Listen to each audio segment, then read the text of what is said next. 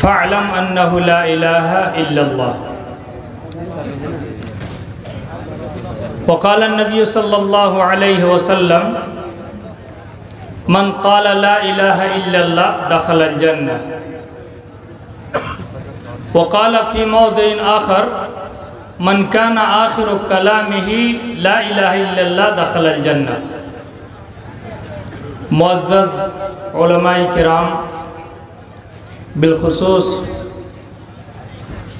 امیر صوبائی جمعیت اہل حدیث بہار جناب مولانا محمد علی مدنی سلفی حفظہ اللہ،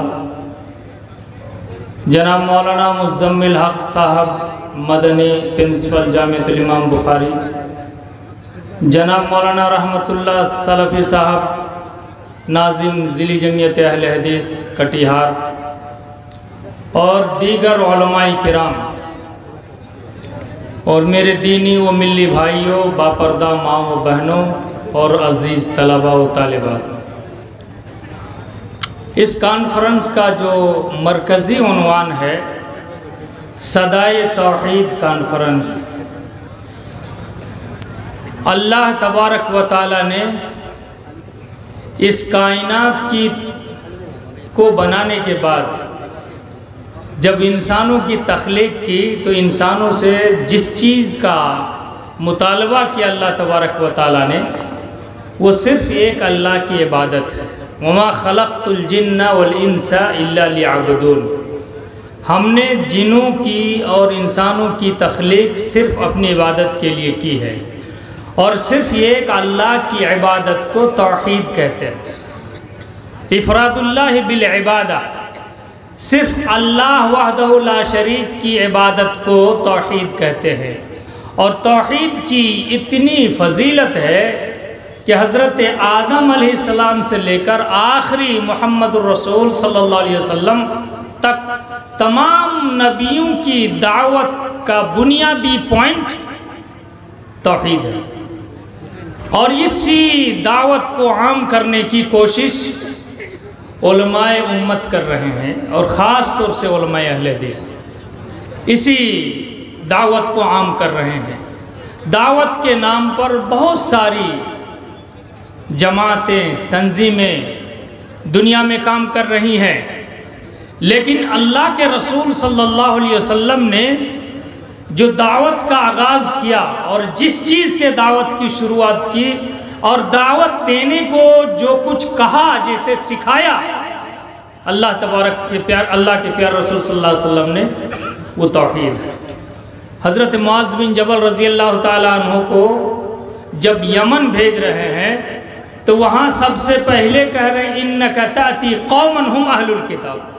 فَلْيَكُنْ أَوَّلَ مَا تَدْعُوهُمْ إِلَيْهِ شَهَادَةُ أَن لَا إِلَهَ إِلَّا اللَّهُ۔ پہلی چیز، تم ایسی قوم کے پاس جا رہے ہو جو اہل کتاب ہیں، ان کے پاس پہلے سے علم موجود ہے، کسی بھی صورت میں ان کے پاس علم ہے،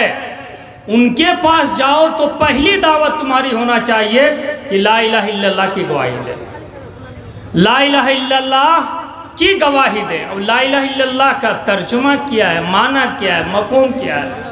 اس کی فضیلت کیا ہے، اس کو سمجھنے کی ضرورت، اس کی اہمیت کیا ہے۔ اللہ کے رسول صلی اللہ علیہ وسلم نے لا الہ الا اللہ سے دعوت کا آغاز کیا، خود کوہ صفا پہ چڑھ کر آپ نے سب کو آواز لگائی، سب جمع ہو گئے، اور اس وقت نبی کریم صلی اللہ علیہ وسلم نے کہا کہ اگر میں تم سے کہوں کہ اس پہاڑ کے پیچھے سے ایک زبردست لشکر آ رہا ہے جو مکہ کے تمام لوگوں کو تباہ و برباد کر دے گا، افانتم مصدقیہ،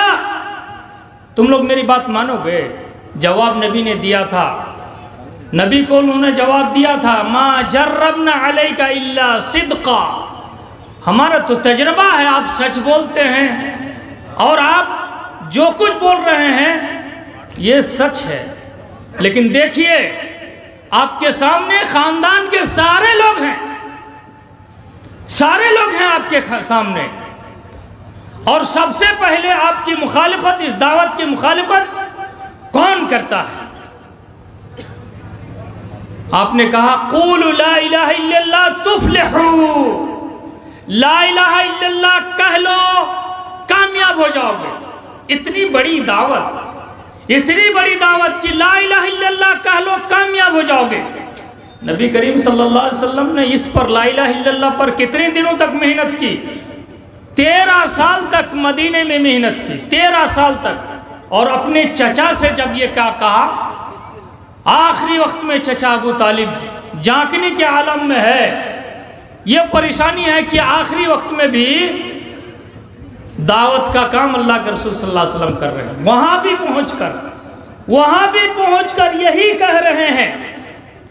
کہ قُلْ لِي كَلِمَةً وَحَاجُّ لَكَ بِهَا عِنْدَ اللَّهِ، اے میرے چچا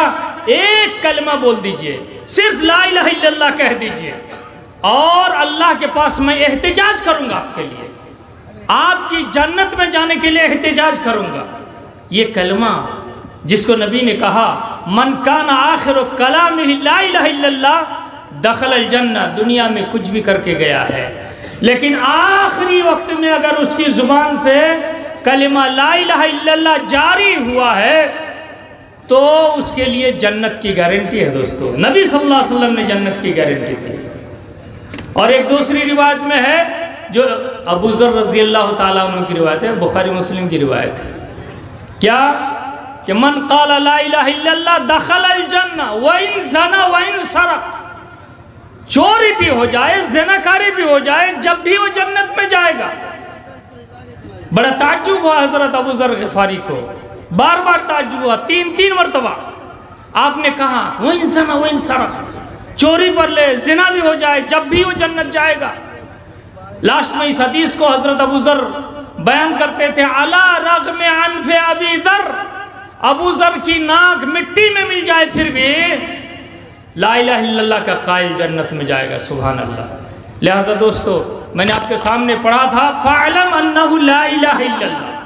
جان لو کہ اللہ کے علاوہ کوئی عبادت کے لائق نہیں۔ اس کلمہ کا معنی و مفہوم اللہ کے علاوہ کوئی عبادت کے لائق نہیں۔ کچھ لوگ ترجمہ کرتے ہیں اللہ کے علاوہ کوئی معبود نہیں، غلط ترجمہ کرتے ہیں، غلط ترجمہ کرتے ہیں۔ ترجمہ لا معبود بحق الا اللہ، کوئی لائق عبادت نہیں ہے اللہ کے علاوہ، یہ اس کا صحیح ترجمہ ہے، کیونکہ معبودان باطلہ کی کوئی کمی نہیں ہے، معبودان باطلہ کی کوئی کمی نہیں ہے، تو وہ بھی تو معبود ہیں۔ دین اور اسلام اور اللہ کی عبادت صرف مسلمانوں پر فرض نہیں ہے، پوری انسانیت پر فرض ہے، پوری انسانیت کے لیے ایک کلمہ ہے، اور پوری انسانیت کو اس کلمہ کو پڑھانے کے لیے تمام انبیاء کو اللہ تبارک و تعالیٰ نے اس دنیا میں بھیجا، صرف اس کلمہ، اسی کلمہ کے معنی مفہوم سمجھانے کے لیے۔ کچھ لوگ دعوت کی شروعات کرتے ہیں نیچے سے کرتے ہیں، جو کلمہ، حالانکہ یہ کلمہ طیب بنیادی چیز ہے، کلمہ لا الہ الا اللہ بنیادی چیز ہے، دعوت کی بنیاد اسی پر ہونا چاہیے۔ نبی نے 13 سال تک اس پر محنت کی، اور نبی کے بارے میں کہا محمد فرق بین الناس، محمد نے فرق کر دیا لوگوں میں تمیز پیدا کر دی کہ لا الہ الا اللہ کا قائل کون ہے۔ آپ نے جس وقت کہا تھا قولوا لا الہ الا اللہ تفلحوا، آپ کے خلاف آپ کے گھر والے کھڑے ہو گئے۔ اس لا الہ الا اللہ کا معنی وہ لوگ سمجھتے تھے کہ لا الہ الا اللہ کہیں گے تو بتوں کی پرستش چھوڑنی پڑے گی، لا الہ الا اللہ کہیں گے تو ہمیں تمام رشتہ داروں کے ساتھ اچھے سلوک کرنے پڑیں گے، لا الہ الا اللہ کہیں گے تو تعلیمات حاصل کرنی پڑیں گی، لا الہ الا اللہ کہیں گے تو آپس میں سود خوری کے سارے نظام کو توڑنا پڑے گا، چھوڑنا پڑے گا، لا الہ الا اللہ کہیں گے تو سماج کو بہتر طریقے پہ چلانا پڑے گا، لا الہ الا اللہ کہیں گے تو 360 بت کو ہٹانا پڑے گا، سائڈ کرنا پڑے گا، کوئی فائدہ دینے والا نہیں، نفع و نقصان صرف اللہ تبارک و تعالیٰ کے پاس۔ کہا سورہ صاد میں ہے کہ یہ اجعل الالہۃ الہ واحدہ ان ھذا لشیء عجاب، کہا کہ ان لوگوں نے، یہ محمد صلی اللہ علیہ وسلم نے تمام معبودوں کو ایک معبود بنایا، تمام معبودوں کی عبادت چھوڑ کے صرف ایک معبود کی عبادت کرنے کے لیے کہا تھا، تعجب کی بات ہے۔ تو لا الہ الا اللہ کا معنی ابو لہب کو سمجھ میں آ گیا، کہ ایک اللہ کے علاوہ کوئی عبادت کے لائق نہیں، اور اس نے کیا کہا؟ تبّن لک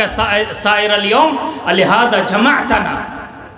اس لا الہ الا اللہ کی مخالفت کی وجہ، مخالفت کی ابو لہب نے سب سے پہلے کہا کہ تمہارے لیے دن بھر تباہی ہو، ہمیشہ کے لیے تباہی ہو، اسی کے لیے بلایا تھا کہ لا الہ الا اللہ کہہ لو، اس کے لیے بلایا تھا کہ لا الہ الا اللہ کی کتنی اہمیت ہے دوستو، کہ اللہ کو پسند نہیں آیا اس کی مخالفت کرنا، اور ابو لہب کو تباہ و برباد کر دیا۔ سبحان اللہ۔ تو بات زیادہ نہیں کہنا ہے، یہ صدائے کانفرنس، صدائے توحید کانفرنس ہے، اور صدائے توحید کانفرنس مغرب کے بعد ہم جب سے آئے، مولانا ہمارے عبداللہ عینی صاحب تقریر کر رہے تھے، قرآن کی تعلیمات پر انہوں نے تقریر کی، اور